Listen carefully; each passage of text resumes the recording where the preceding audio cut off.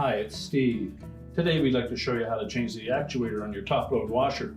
This is a really easy job. Let me show you how we do it. Now to do this repair, we will need to lay the washer either on its back or on its side.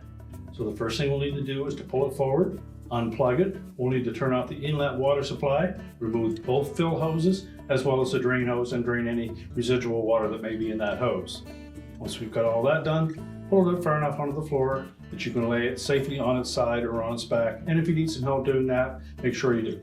So now that we have the washer safely on its side, we're next going to remove this cover over the belt and pulley assembly.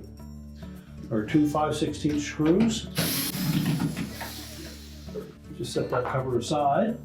Now there are two Phillips screws that secure that actuator to the gear case housing, and one wire harness attached to the end of it. So we'll begin by releasing that locking tab for the wire harness and disconnect that. One screw right in the center here, and another one on the outer edge. Remove both of those. You can lift the old actuator off of the washer and take our new one. It's probably easier to insert that screw down through the center here first. Then there are these two locating pins that fit into these two holes. So we'll line those up.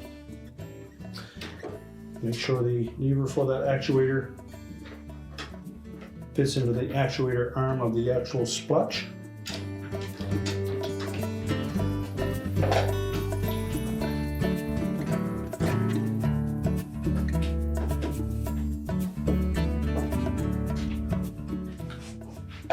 Tighten both of those screws securely. Remember to reattach the wire harness connector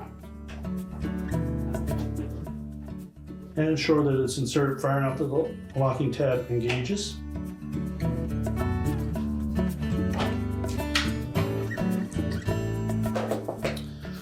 We'll reinstall that belt guard. And again, there are locating pins that will line up with the hole on that housing.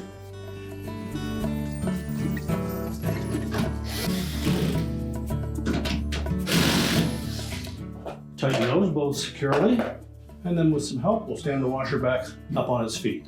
Now that we have the washer firmly back into position, we can reconnect our fill hoses, turn our water supply on, connect our drain hose and the power, and your repair is complete.